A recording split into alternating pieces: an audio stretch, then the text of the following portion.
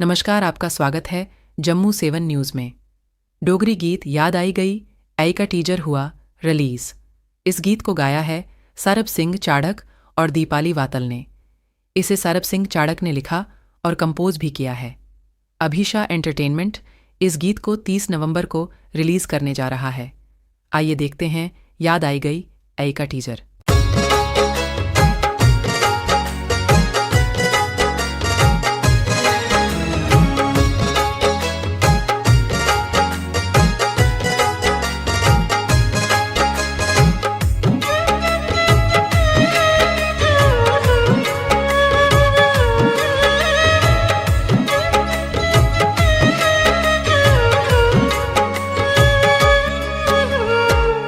अज ओदी याद से भी आई गई है, अज ओदी याद से भी आई गई है।